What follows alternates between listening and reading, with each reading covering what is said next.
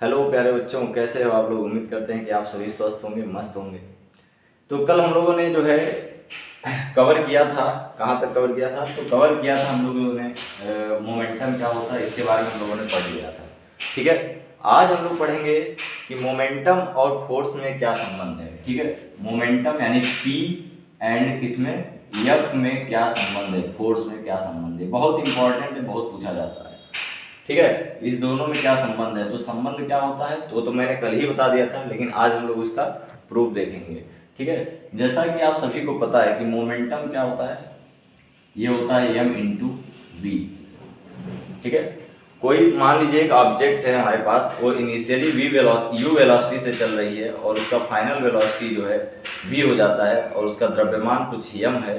ठीक है, और उस पर एक एक्सटर्नल फोर्स लगा हुआ है। ठीक, तो इस स्थिति में अगर हम लिखें कि उसका फाइनल वेलोसिटी यानी कि उसमें चेंज, उसके मोमेंटम में कितना चेंज होगा।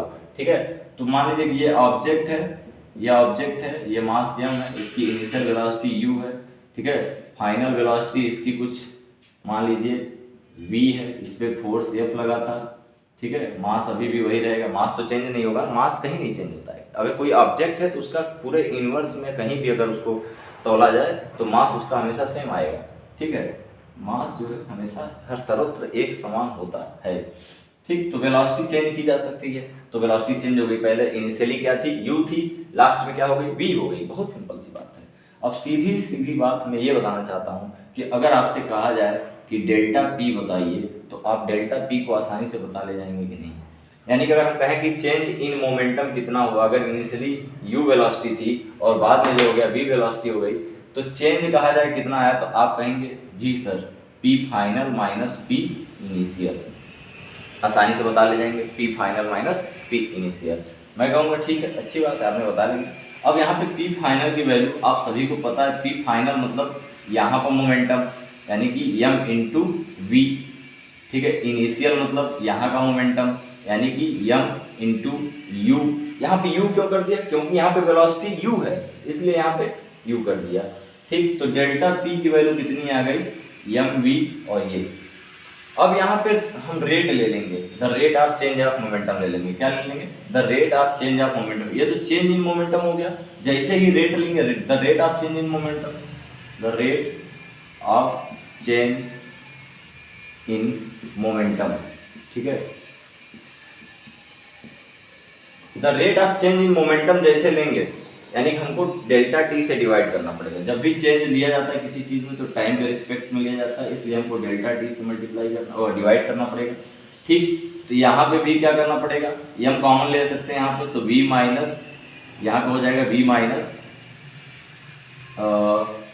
u हो जाएगा। ठीक है, यहाँ पे v माइनस u हो जाएगा। और यहाँ पे हम लोग जो है, यहाँ भी हम लोग क्या कर सकते हैं, डेल्टा टी से मल्टीप्लाई और डिवाइड कर सकते हैं। ठीक, क्योंकि इधर भी डेल्टा टी से डिवाइड किया तो इधर भी डेल्टा टी से डिवाइड करना पड़ेगा, नहीं तो नाइंसाफी हो जाएगा ना। आप समझ रहे हैं कि नहीं समझ रहे हैं, किसी भी प्राणी के साथ नाइंसाफी नहीं होना चाहिए, इसलिए ये करना पड़ रहा है। एक्चुअली में क्या है, द रेट ऑफ चेंज हम लोग निकाल रहे हैं, the rate of change in momentum. ठीक, अब यहाँ पे आपको दिख रहा होगा, हम लोग इसको लिख सकते हैं delta P upon delta T is equal to M into V minus U. को क्या लिख सकते हैं, V minus U, delta V लिख सकते हैं, इसको लिख सकते हैं डेल्टा वी लिख सकते हैं, क्योंकि चेंज इन वेलोसिटी, किसी भी चेंज को डेल्टा के साथ हम लोग लिखते हैं। डेल्टा वी का मतलब वी में चेंज, वेलोसिटी में चेंज। और वेलोसिटी किसी भी चीज में चेंज हमेशा फाइनल से इनिशियल को घटाते हैं। फाइन जैसे वेलोसिटी में चेंज निकालना है तो डेल्टा वी लिखा, यानी कि final velocity minus initial velocity, तो final velocity v minus initial velocity u। तो यहाँ हमने लिख दिया डेल्टा v और डेल्टा t। और आप सभी को पता है कि a बराबर होता है delta v upon delta t। Delta v upon delta t होता है यानी कि acceleration, the rate of change of velocity, the rate of change of velocity is called acceleration. यानी कि किसमें चेंज, वेलोसिटी में चेंज क्या कहलाएगा, एक्सीलरेशन। तो delta v upon delta t को हम एक्सीलरेशन लिख सकते हैं, इस टर्म को एक्सीलरेशन लिख सकते हैं। तो हम लोग delta p upon delta t तो लिखेंगे ही लिखेंगे, लेकिन यहाँ पे हम लोग क्या करेंगे प्यारे बच्चों, m इंटू यहाँ क्या हो जाएगा a। m इंटू ए।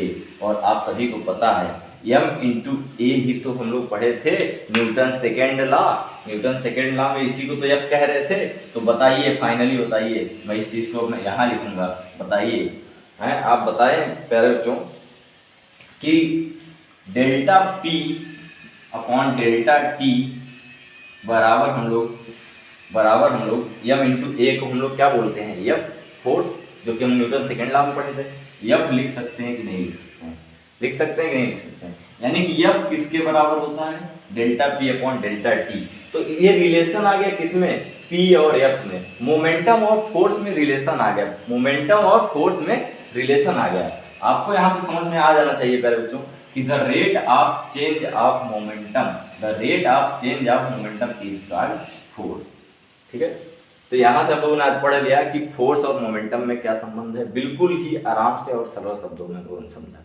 ठीक, अगर किसी भी प्राणी को लगता है कि वीडियो बहुत तेज है, सर बहुत तेज जल्दी जल्दी बोल रहे हैं, तो आप वीडियो को स्लो भी कर सकते हैं। आपके वहाँ ऑप्शन होता है यूट्यूब में, ठीक है, आप जो है 3 डॉट पे उधर साइड में आप क्लिक करेंगे तो वहाँ पे ऑप्शन होता है कि आप इस प्लेबैक स्पीड आप उस पर कम भी कर सकते हैं। और किसी को लगता है कि सर बहुत धीमे पढ़ा रहे हैं तो वो अपनी स्पीड को बढ़ा सकता है वहाँ से। ठीक, अब हम लोग बात करेंगे Newton third law of motion. ठीक है, Newton third law of motion, Newton third law of motion, Newton third law of motion पढ़ने के बाद हम लोग एक चीज पढ़ने वाले हैं, law of conservation of momentum, law of conservation of momentum उसके बाद पढ़ेंगे। लेकिन सबसे पहले, इससे पहले हम लोग क्या पढ़ेंगे, न्यूटन थर्ड लॉ।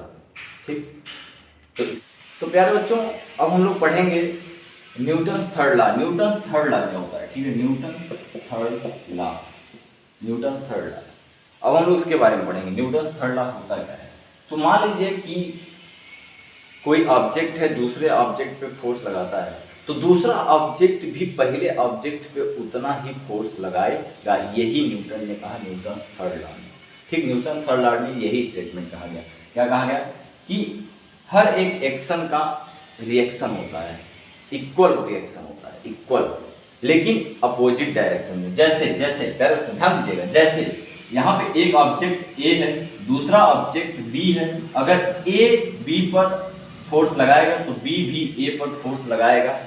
यानी कि अगर ए जो है बी पर फोर्स लगाता है तो बी भी ए पर फोर्स लगाएगा, लेकिन अपोजिट डायरेक्शन में। ये माइनस क्या बता रहा है कि अपोजिट डायरेक्शन में। अगर बात करें एग्जाम्पल की तो बहुत सारे एग्जाम्पल हैं। जैसे तैरते समय तैराक जो होता है पानी को पीछे की ओर ढकेलता है, उसके रिस्पेक्ट में पानी जो है उसको फॉरवर्ड डायरेक्शन में, वाटर जो है फॉरवर्ड डायरेक्शन में उसको ढकेलती है। ठीक, ढकेलता है जो भी है। ठीक, दूसरे नंबर पे मान लीजिए बेटा, जैसे कि आप चल रहे होते हैं तो आप पैर के माध्यम से आप क्या करते हैं, पीछे की ओर धक्का देते हैं, उसके रिस्पेक्ट में आप आगे जा रहे होते हैं। ठीक, ये भी हो गया। तीसरा एग्जाम्पल, तीसरा जब आप फायर कर रहे हो, यानी कि बंदूक से जब फायरिंग करते हैं, फायरिंग करते समय आगे की ओर है ना गोली जाती है, लेकिन हम लोग को धक्का किधर लगता है, पीछे की ओर। ठीक है, और ऐसे ही मान लीजिए हमारे पास एक और एग्जाम्पल हो गया, चौथा जैसे क्या मान लें कि जो नाविक होता है, नाव चलाता है, तो नाव जो है क्या करता है कि ऐसे ऐसे वो करता है ना, आप देखे होंगे जो भी है उसको क्या बोलते हैं। ठीक, तो वो जब पानी को पीछे की ओर ढकेलता है अपने जो भी माध्यम से, तो नाव आगे की ओर जा रही होती है, नाव आगे जाने लगती है।